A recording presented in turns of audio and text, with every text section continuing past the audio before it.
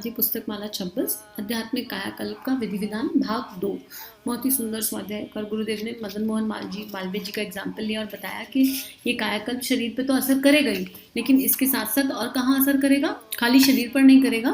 ये कायाकल्प हमारे को पूरी तरह बदल देगा और गुरुदेव हमारे मन को बदलना चाहते हैं, हमारी मन स्थिति को बदलना चाहते हैं। तो आइए एक गायत्री मंत्र हृदय में धारण करते हुए, गुरु चरणों का स्मरण करते हुए और प्रार्थना करते हुए कि जो परिवर्तन गुरुदेव हमें देखना चाहते हैं वो हो जाए। ओम भूर्भुवः स्वः तत्सवितुर्वरेण्यं भर्गो देवस्य धीमहि धियो यो नः प्रचोदयात्। गुरुदेव लिख रहे हैं आगे, आपका पहला जीवन कैसे कुसंस्कारों से भरा पड़ा है और उन कुसंस्कारों को दूर करने के लिए आपको क्या करना चाहिए और ये कैसे संभव है। हमारी प्रायश्चित प्रणाली इसी के लिए है। प्रायश्चित पद्धति में यह बताया जाता है कि आदमी की आध्यात्मिक उन्नति में सबसे बड़ी रुकावट उसके पुराने किए हुए कर्म है। पुराने दुष्कर्म पत्थर की तरह रास्ते में खड़े हो जाते हैं और एक कदम भी आगे बढ़ने नहीं देते, बार बार रोक देते हैं, क्योंकि उसका भविष्य बुरा होता है, उसको दंड मिलने हैं, इसलिए अच्छे काम भी नहीं करने देते और अच्छे कामों की ओर से मन उचटा देते हैं। इसके लिए पहला काम हर साधक को अपने आप की धुलाई के रूप में करना पड़ता है। रंगने से पहले धुलाई करनी पड़ती है। धुलाई अगर नहीं की जाए तो कपड़ा रंगा नहीं जाएगा, इसलिए पहला काम यही करना पड़ता है। कायाकल्प एक तरह से प्रायश्चित साधना है, गुरुदेव बता रहे हैं। और गुरुदेव कह रहे हैं आपको तो आइडिया नहीं है, हमको तो इस जन्म के गलत किए हुए कर्मों का भी आइडिया नहीं है। जाने कर्म, अनजाने तो भूल जाओ, जाने कर्म भी हम नहीं मानते। अभी क्रोध आता है, लेकिन किसको समझ में आता है कि क्रोध एक कुसंस्कार है। जब मन आया किसी को कुछ बोल दिया, जब मन आया किसी के लिए कुछ सोच लिया, हम मन में भी सोचते हैं तो कर्म तो बन जाता है ना भाव से। तो हमको उसका आइडिया नहीं है तो पिछले जन्मों का तो क्या ही पता होगा। तो गुरुदेव कह रहे कि और वो कर्म ही हमारी आध्यात्मिक यात्रा में बाधा बनते हैं। वो हमें बार बार पीछे पुल कर लेते हैं, इसमें मन नहीं लग रहा, उसमें मन नहीं लग रहा, मन उचट रहा है, कोई भी ढंग का काम करने में मन नहीं लग रहा। क्यों भाई ढंग का काम करने में मन नहीं लग रहा? वो कर्म जो है, क्योंकि उनका फल भुगतना है तो वो रोड़ा बन जाते हैं, बाधा बन जाते हैं। इसलिए साफ पेंटिंग अपने ऊपर करें हम, गुरुदेव हमारे ऊपर पेंटिंग करें गायत्री मंत्र की, गायत्री के प्रकाश की, सविता के प्रकाश की। उससे पहले गुरुदेव कह रहे हैं कि मैं तुमको धो रहा हूँ, मैं तुम्हारे ऊपर गंगा जल डाल रहा हूँ, तुम्हारे ऊपर सविता डाल रहा हूँ, बस तुम धुलाई के लिए तैयार हो जाओ। ये मत कहो कि पानी बहुत ठंडा है, सविता का प्रकाश बहुत तेज है, गर्मी लग रही है, ये सब मत करो। धुलाई के लिए तैयार हो जाओ, फिर रंगाई अपने आप हो जाएगी और सारे दाग धब्बे जब अंतःकरण के हट जाएंगे तो अपने आप नया स्थान घेर लेगा। आगे कल्प साधना में आप जो आए हैं तो यह कार्य पद्धति आपको समझनी होगी। आपके ऊपर दबाव डाला जाएगा, आप में उत्साह पैदा किया जाएगा कि आपके अंदर पिछले स्वभाव, पिछली गंदी आदतें और पिछली क्रिया पद्धति जो जम गई है उसको आप हटा दीजिए, उसको आप निकालिए, उसको छोड़िए। बुरी आदतें यदि छोड़ने से ना छूटती हो तो उनसे लड़ना शुरू कीजिए, उनके विरुद्ध बगावत कीजिए, उनको अस्वीकार कर दीजिए, उनका असहयोग कर दीजिए और उनका दबाव मानने से इनकार कर दीजिए। अपने कायाकल्प में यह करने का पहला काम है। तो अगर हम घर से कायाकल्प करने की सोच रहे हैं, कोई एक कुसंस्कार उठा लो अपने मन का, कोई एक सिंपल छोटा सा, और उसके बाद उससे बाहर आना है ना तो उसके श्रेष्ठ पर चिंतन करो। मान लीजिए अगर टीवी ज़्यादा देखते हैं तो मन में सोच लो कि अब हम टीवी नहीं देखेंगे, नहीं, अब हम इस कार्य को श्रेष्ठ काम में लगाएंगे। किस काम में? अब उसके लिए एक संकल्प ले लो कि जब तक हम इतने पेजेस का स्वाध्याय नहीं करेंगे, या जब तक हम इतनी माला नहीं करेंगे, या जब तक हम ये सेवा का कार्य नहीं करेंगे, जो भी अपने मन को अच्छा लगता हो, तब तक हम टीवी नहीं खोलेंगे। और वो काम अच्छा होना चाहिए। कुछ इस तरह के पैरामीटर्स अपने लिए बनाने चाहिए। जैसे अगर आप नैनो यज्ञ करना चाहते हो, एक अच्छा संस्कार है कि हम यज्ञ रोज करेंगे, तो जब तक हम जब तक यज्ञ ना करें हम अन्न ग्रहण नहीं करेंगे। Something like that. अपनी अपनी परिस्थितियों के हिसाब से अंदर जो भी बुराई है उन बुराइयों को लड़कर, झगड़कर, बगावत कर उनसे बाहर निकलना है। और कोई भी बुराई से बाहर निकलने के लिए उसके विरुद्ध वाले, उसके अपोजिट अच्छाई अपना लेनी चाहिए। अब मैं सुबह देर तक नहीं सोऊंगी, मैं सुबह जल्दी उठूंगी, तो मेरा फोकस मैं सुबह जल्दी उठूंगी पे होना चाहिए ना, रेदर देन सेइंग कि मैं देर तक नहीं सोऊंगी, देर तक नहीं सोऊंगी। सिंपल है। तो गुरुदेव कह रहे हैं अब आप बात मानने के लिए मना कर दो और जो रास्ता हमने दिखाया है उस पर चलना शुरू कर दो। अगर आप यह नहीं करेंगे तो कल्प साधना के जितने रंगीन सपने हमने आपको दिखाए हैं और यह बताया है कि आपका जीवन दैवी जीवन बन जाएगा, आप अच्छे शानदार आदमी होकर बाहर निकलेंगे, यह सपना पूरा होना संभव नहीं। यह एक काम तो आपको ही करना चाहिए। अगर आप यह एक काम नहीं करेंगे और पुराने घुनाने जीवन के ढर्रे पर ही चलते रहेंगे तो फिर हम क्या कर पाएंगे। अब मान लो हमको अनावश्यक खाने की आदत है, पैकेट फूड खाने की आदत है। गुरुदेव लगातार बोल रहे हैं आहार संयम आहार संयम, लेकिन हम कहा नहीं, हमसे तो नहीं, और हम तो पैकेट फूड खाएंगे। तो गुरुदेव क्या कर लेंगे उसमें? जो हमको कर सब कुछ सकते हैं वो, लेकिन हम लोगों को मनुष्य जन्म मिला, बुद्धि मिली, चित्त मिला, इतने सारे थॉट प्रोसेस मिले, अपने मन को होता है शॉपिंग करने के लिए तो उठ के भाग जाते हैं, एफर्ट लगाते हैं, और एक छोटा सा काम आध्यात्मिक यात्रा के लिए करना है और वो करने में हम मना कर रहे हैं, तो कितनी सहायता आप बाहर से मिलेगी?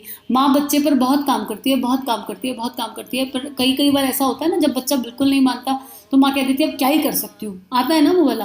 तो यहाँ पे गुरुदेव यही कह रहे हैं कि हम कुछ नहीं कर पाएंगे, फिर हम बार बार आपको क्या करेंगे, इतना कर सकते हैं गुरुदेव कि बार बार हमें जागरूक कर लें। 3200 किताबें लिख कर गए, हम बार बार पढ़ते रहें, पेनिट्रेट कर जाएंगे गुरुदेव के विचार हृदय में कभी ना कभी, और ऐसा पेनिट्रेट करेंगे कि सब कुछ करवा के ले जाएंगे हमसे। आगे गुरुदेव लिख रहे हैं, अगर आप उसी ढर्रे पर चलते रहोगे तो आपकी पूजा उपासना क्या कर लेगी, आपके जप और अनुष्ठान क्या ही चमत्कार दिखाएंगे। अध्यात्म कोई जादू या चमत्कार नहीं, अध्यात्म तो मानसिक पुरुषार्थ को कहते हैं। मानसिक पुरुषार्थ का यह एक काम तो आपको करना ही पड़ेगा। दूसरा काम एक और, वो क्या आपको करना चाहिए, करना पड़ेगा, उसका अर्थ है जैसे मालवीय जी को 40 दिन एक कोठरी में एकांत सेवन करना पड़ा, आपको भी यहाँ 40 दिन तो नहीं पर 1 महीने भर तक एकांत सेवन करना चाहिए। यह खास बात है।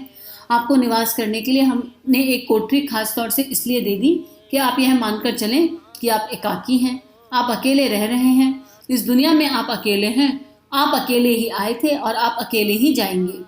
किसी रास्ते पर हो तो भी आपको अकेले ही चलना है, वही एकांत सेवन है। इसी को कुटी प्रवेश कहते हैं, इसी को गुफा प्रवेश कहते हैं।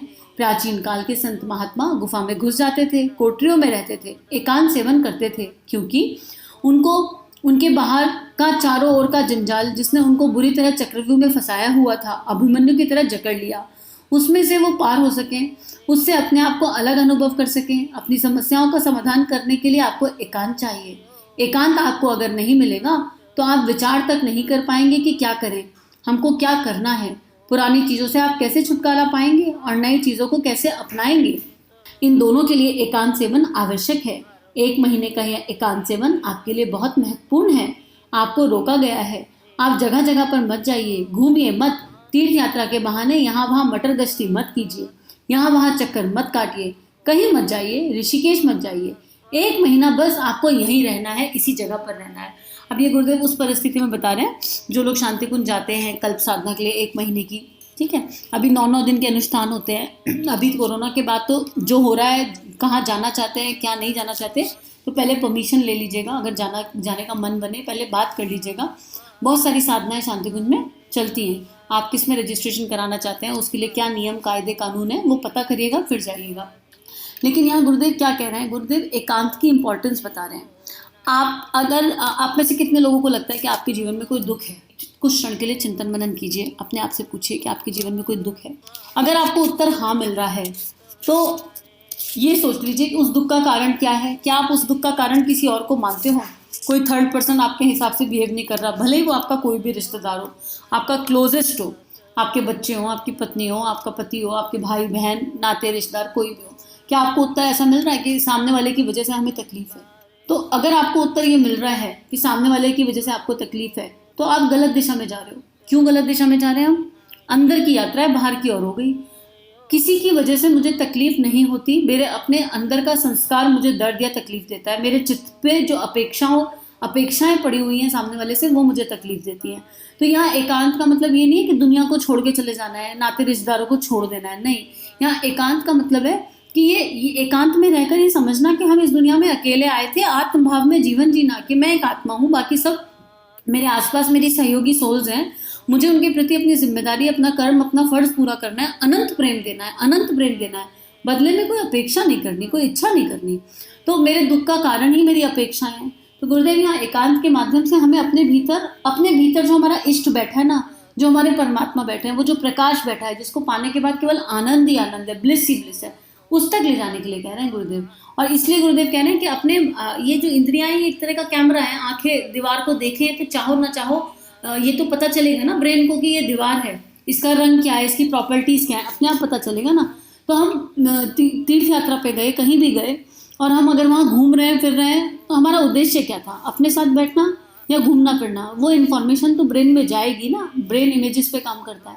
तो अगर कभी आप किसी तीर्थ पर भी जाओ, कहीं पर भी जाओ, तो अपने लिए समय ज़रूर निकालना है, 2 घंटे, 4 घंटे, 6 घंटे, जितना हो सके अपने लिए। मतलब स्वार्थ के लिए नहीं, एक विराटता के लिए, कि हम उस स्थिति में स्थित हो सकें, उस प्रकाश को जी सकें, तभी तो वो प्रकाश परमात्मा की कृपा से एज एन इंस्ट्रूमेंट किसी तक जाएगा। आगे गुरुदेव यहाँ ये लिख रहे हैं, आपको ऐसे रहना चाहिए जैसे कि माता के गर्भ में बच्चा रहता है। अब विजुलाइज कीजिए, कल्पना कीजिए कि आप जिस कोठरी में अथवा गायत्री नगर शांति कुंज जिसमें आपका निवास है कर वहाँ रहते हैं, और यह माता जी का गर्भ है, और आप माता जी के गर्भ में पल रहे हैं। आपका नया जन्म हो रहा है, आप अपना कायाकल्प कर रहे हैं। पेट में जो भ्रूण रहता है वह चुपचाप बैठा रहता है, गड़बड़ नहीं फैलाता, जो माता देती रहती है उसी से अपना गुजारा करता रहता है। माता जिस हैसियत में रखती है उसी में रहता है। आपको भी इसी हैसियत में रहना चाहिए। आपको यह अनुभव करना चाहिए कि आप यहाँ शांति कुंज में निवास करते हैं, गायत्री नगर में निवास करते हैं। यह क्या है? गुरु जी का बर्तन पकाने का आवा है। कुम्हार को आप जानते हैं, वह बर्तन बनाता है और बनाने के बाद में कच्चे बर्तनों को पकाता है। इस आवे से खिलौने भी निकलते हैं और ना जाने क्या क्या निकलता है। आप चाहें तो यह मान सकते हैं कि गुरु जी ने आवा लगाया हुआ है। कहाँ है आवा? इस कोठरी में जिसमें आप रहते हैं। शांति कुंज को आप आवा मानिए। इस आवे में आपको कैद कर दिया गया और अब आपको पकाया जा रहा है। अगर आप 1 महीने तक पकते रहेंगे, गड़बड़ नहीं फैलाएंगे, तो मज़ा आ जाएगा। इतना खूबसूरत गुरुदेव ने उदाहरण दिया है। अपने आप को विजुलाइज कीजिए माता जी के गर्भ में। वंदनीय माँ का स्पर्श ही रोम रोम को हिला देता है। जिन लोगों के जीवन में भी गुरु हैं, अगर आपके जीवन में गुरु हैं, उस गुरु शक्ति का स्पर्श कैसे अंतर मन को हिला देता है। गुरु माँ का स्पर्श, उनका चिंतन ही पूरा रोम रोम जगा देता है। और यहाँ तो गुरुदेव सीधे उनके माँ के गर्भ में विजुलाइज करने के लिए कह रहे हैं कि हम एक छोटे से नन्हे से बूंद के जैसे माँ के गर्भ में बैठे हैं, और ऐसा बैठे हैं कि अब हमें कोई चीज़ बाहर की छू ही नहीं सकती। निश्चिंत होकर बैठे हैं। अगर हम माँ के गर्भ में बैठ जाएं तो हम निश्चिंत हो जाएंगे, हमेशा हमेशा के लिए निश्चिंत। हमको कोई दिक्कत नहीं होगी कभी। तो आज इसी चिंतन के साथ रहिए। आज का चिंतन ही यहाँ छोड़ देते हैं, स्वाध्याय यहाँ छोड़ देते हैं कि जब तक नया स्वाध्याय नहीं आएगा, आप ये मान लीजिए कि अब हम माँ के गर्भ में हैं और माँ हमें जो है पाल रही है, पोस रही है। जैसा माँ कहेगी वैसा हम करेंगे। हमारी अपनी ना कोई सोच है, ना कोई अस्तित्व है, कुछ भी नहीं है हमारा अपना। सब कुछ उस माँ का है और उस माँ के गर्भ से आए हैं, उसके गर्भ में समा जाएंगे। सब कुछ उसको समर्पित है। बस ये सोच के साथ आज का दिन बिताएंगे। सभी को प्रणाम। हम सभी का जीवन गुरु शक्ति के सूक्ष्म सानिध्य में मंगलमय है। हमारे YouTube चैनल को सब्सक्राइब कीजिए और बेल आइकन पर क्लिक कीजिए ताकि आने वाली सभी वीडियो की नोटिफिकेशन आपको मिलती रहे। आप सभी को बहुत बहुत थैंक यू।